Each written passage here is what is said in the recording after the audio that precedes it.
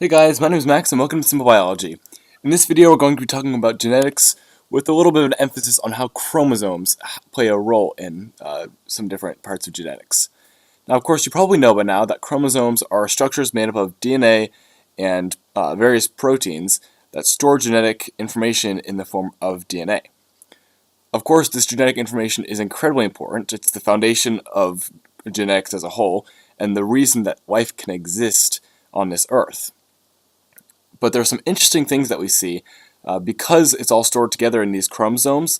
We see some interesting results that are going to play a role in various genetics concepts, and so that's what we're going to be looking at in this video.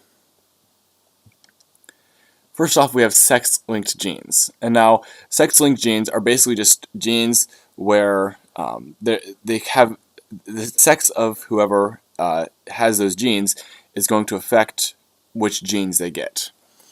Now, first we got to talk about what determines your sex. Of course, in humans, it's determined by the X and Y chromosomes. There are a couple other methods in various organisms. This is going to be the major one that we're going to worry about with the X and Y system. Males have an X and a Y chromosomes. Females have two X chromosomes. Because this Y chromosome is present, that's what's going to activate certain genes, and it has certain genes on the Y chromosome too, but because that Y chromosome is there, that's what's going to result in that organism being male. That male can either pass on an X or a Y. If the male passes on an X, it will be a female offspring. If the male passes on a Y, it will be a male offspring. Thus, you don't have any problems with having like two Ys, for example.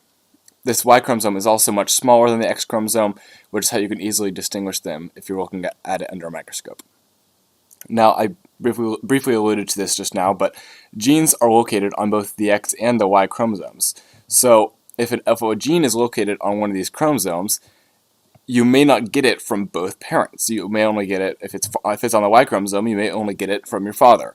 If it's a gene that's located only on the X chromosome, you may get it from your mother and your father if you're a female, or just your mother if you're a male. And so that's what that's kind of the interesting thing about sex-linked genes that we're going to be looking at.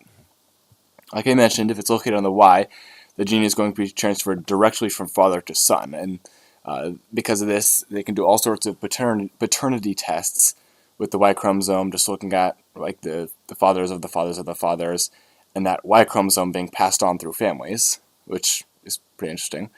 And if the gene is located on the X chromosome, there will be many problems you'll have to solve using X-linked genes. But essentially, if you draw a Punnett square, you'll notice that there are certain trends that occur if you have the gene on that X chromosome. For example, a lot of disorders that are linked with the X chromosomes occur more often in males than females because we've only got really one chance at getting a good X chromosome. Some of these are hemophilia and certain types of color blindness that are located on those X chromosomes. On that topic of the sex chromosomes, in females, there's a certain process known as X inactivation, and essentially, because females have a whole extra X chromosome, they have double copies of many more genes than males do. And a lot of these genes that are on the X chromosomes can be harmful if they have too much of them. If those proteins that the genes code for, if the females get a double dose of them compared to males, then they start to run into problems. The solution to this is X inactivation, and essentially, the chromosome will just coil up more than it normally would, and just be located off to the side of the nucleus and not really do anything. So one of those X chromosomes is going to be inactivated in each cell, and as you see, at a certain point in the embryo's development, one of each X chromosome will be inactivated. Maybe a different one in each cell, which is interesting, and I'll show you. But then each descendant of those cells where one X was inactivated will have the same X inactivated in all the descendants of that cell. This leads to a lot of codominant traits in females and not male, because in males they only have one of them, so it'll be fully dominant because there's nothing to be dominant toward it. Anyway, the biggest example of this that I've ever seen is cat fur, and if you look at it, it is calico or tortoise shell cat has these different colored spots, and that's because one X chromosome will code for like this like brownish black color fur, and the other X chromosome will have a gene that codes for the orangish fur, and so depending on which chromosome is inactivated will determine the color of the fur at that part of their body. You can also see different eye color in cats, and there are thousands of genes that have X inactivation playing a role in their expression. So next we have linked genes, and this is not to be confused with sex-linked genes, which have a role with their sex. This linked genes have play a role with each other, and basically these two genes are located close to each other on a chromosome. And because they're located close to each other on the chromosome, they're often inherited together, more than you would expect if every single gene was a discrete unit. Because the unit is chromosomes rather than genes, those genes can be inherited together. If you remember when we talked about meiosis and crossing over, you can conclude that if crossing over occurs between the two genes, then those genes will still be recombined. They'll go. You can get a different combination of those genes that are on the same chromosome, but it can only happen when crossing over occurs between the two genes. And so this is interesting because as you have those genes, depending on how close together they are, like the closer they are, the less likely it will be that they'll recombine. The less likely that crossing over will occur right in that small space. And because of this, the percent recombination, or how often those genes will recombine and have a new combination, and that percent recombination is known as map units, can represent a distance on the chromosome. And we'll be solving a problem using this in our genetics problem solving video, so go check that out if you want to see how that works. Next we have polyploidy, and you really don't have to worry about this too much because it really only happens in plants and a couple very, very rare species of animals.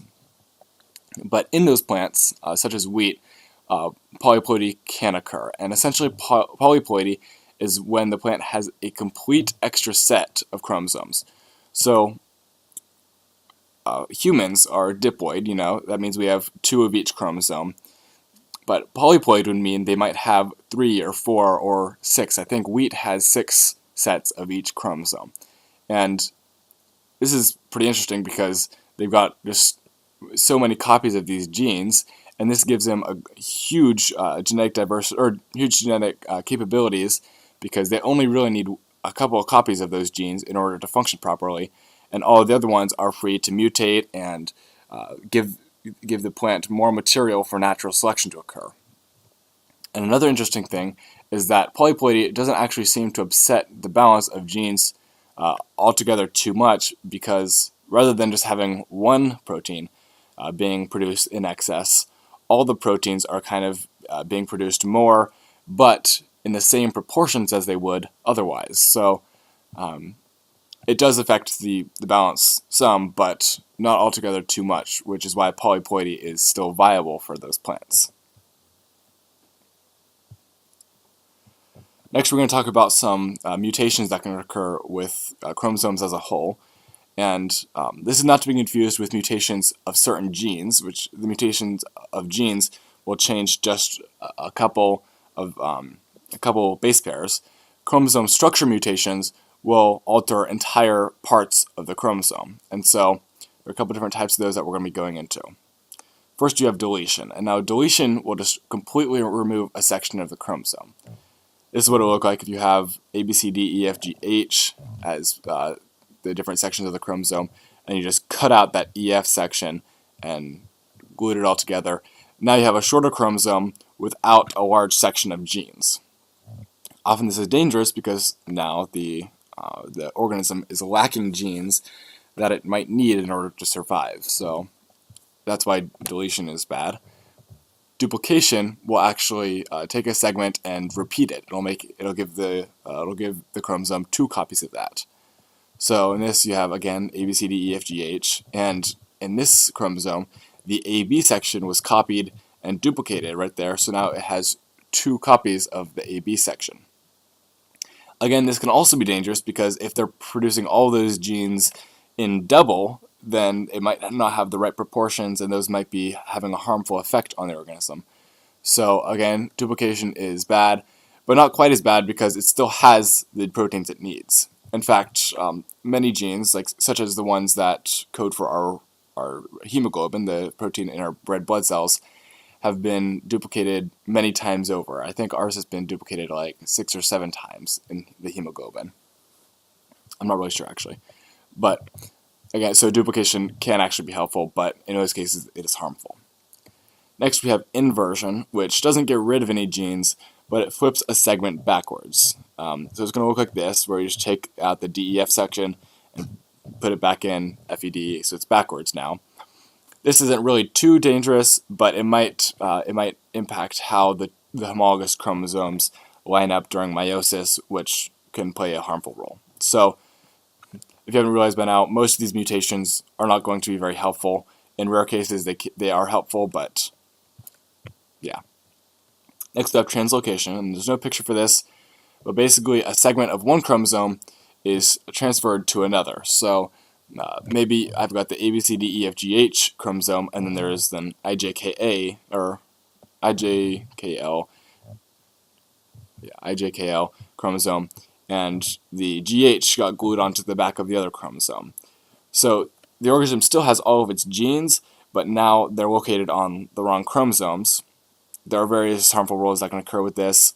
Again, homologous chromosomes may not line up, and various things. But again, like inversion, it still has all the genes, so it's not super harmful.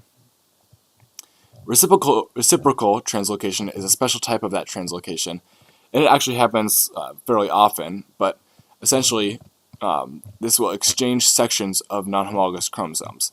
So the cell already has the process of crossing over, where 2 homologous chromosomes will exchange sections of the chromosome.